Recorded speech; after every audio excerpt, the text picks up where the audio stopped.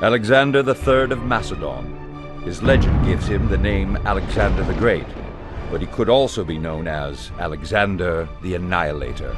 Anyone that gets in his way will be crushed. He will annihilate them. Alexander considered himself a god. His admirers thought him a military genius. His enemies called him the devil. In the East, he's a villain. His name in the East is Iskender, and he's Iskender the killer, Iskender the bringer of death, Iskender the destroyer of cities. He's the boogeyman. Investigators will put Alexander's life under a microscope with a range of scientific tests. They'll show how he used the weapons of mass destruction of his day to defeat his enemies. And a psychiatrist will analyze the character of Alexander to uncover what drove him in his quest for world domination and what led him to the massacre of thousands. All to reveal how he stacks up against other ancients behaving badly.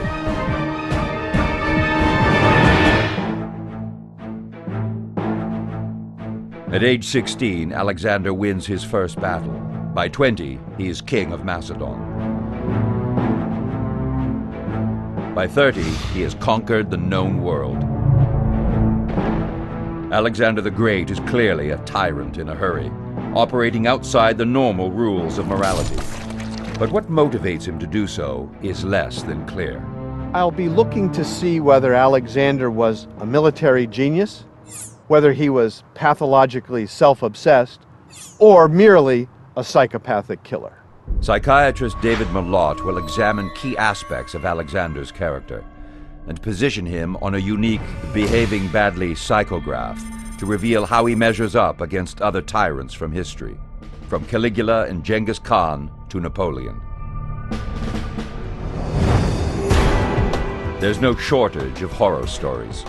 He not only destroys cities and slaughters soldiers, he also massacres innocent women and children. If you were on the wrong side of Alexander, it would be one of the most damaging experiences you ever had. He leads his army on a forced march across a desert, and 25,000 die. He kills his close friend in a drunken rage. He crucifies 2,000 men who dare to stand against him, and he may have assisted in the murder of his own father. It's a devastating rap sheet, but the historical record is clouded. Ancient sources present different Alexanders: charismatic general, living god, megalomaniac, psychotic killer. Almost all of the record is based on a text called The Deeds of Alexander, written during his life by his personal historian. This first-hand account has now been lost, but it was available to ancient historians who used it as a source, and each put their own slant on Alexander's character. Plutarch presents Alexander as a charismatic leader bringing civilization to the barbarians. Curtius presents a darker tale of a young, idealistic conqueror that becomes a delusional dictator. The point is, it's difficult to understand who Alexander was because they're writing 400 years after the fact. The hunt for the real Alexander begins in his childhood. He's born in 356 BC in the city of Pella in Macedon, straddling parts of what is now Greece, Macedonia, and Bulgaria. His father, King Philip II of Macedon, is a great warrior, but has a serious drinking problem. He's often absent on military campaigns, leaving behind his 7 wives and many children. There's even a rumor that Alexander is illegitimate. But Alexander does follow his father's career path as a formidable warrior. Under his father's command, Alexander's first military success occurs when he's only 16.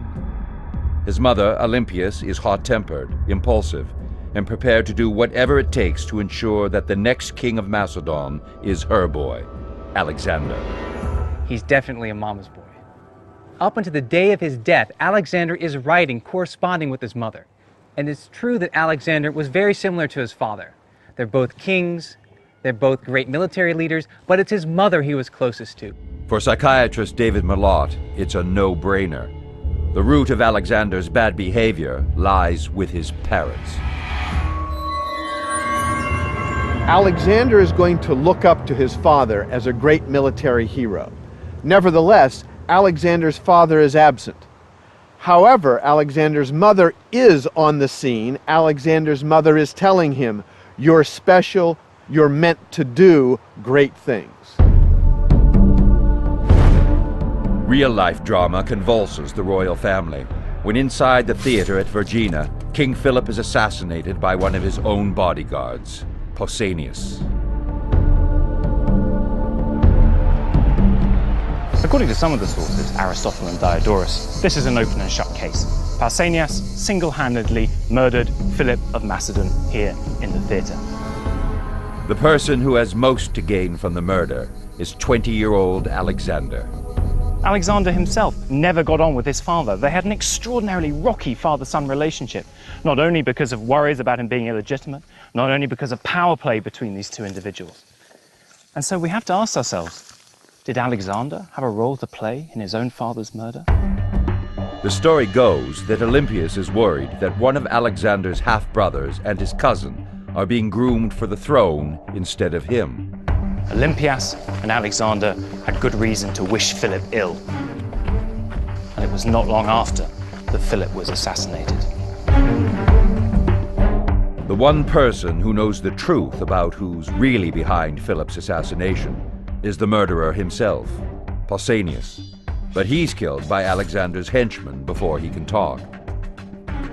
The subsequent behavior of both Alexander and his mother is suspicious. Hardly the grieving widow. She honors her husband's killer by placing a crown on Pausanias' corpse. Alexander does the opposite. Though he hated his father, he plays the grief-stricken young man by stacking gold inside his father's tomb. More gold than any Macedonian king before him. It seems mother and son are playing all angles. The opulence of this tomb, its magnificence, I think, may also be part of a case to think that Alexander had more than just a hand in his father's murder.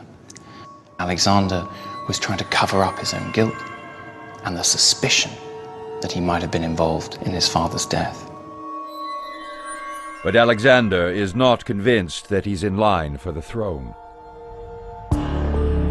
Soon murder was again in the air, his half-brother dead, and Olympias, Alexander's mother, took care of Philip's last bride and their male child.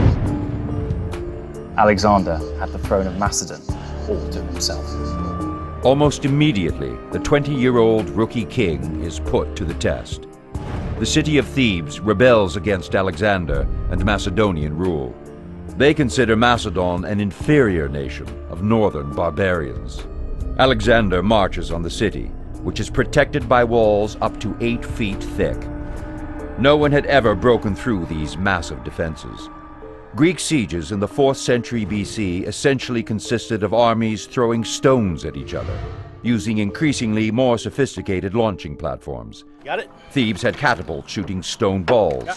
But Alexander escalates by using a relatively new invention, the ballista, a kind of bunker-busting siege engine replicated here by ancient weapons experts. You have arms in the configuration or shape of a crossbow, except that instead of one flexing spring, you have 2 stiff arms that do not bend, and they're suspended in a cord bundle, which is pre-tensioned, and then it's twisted. And that stores a lot of energy.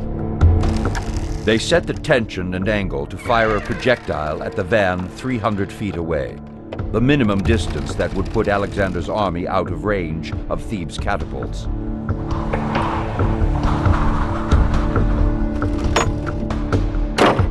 But Alexander needs more than one direct hit.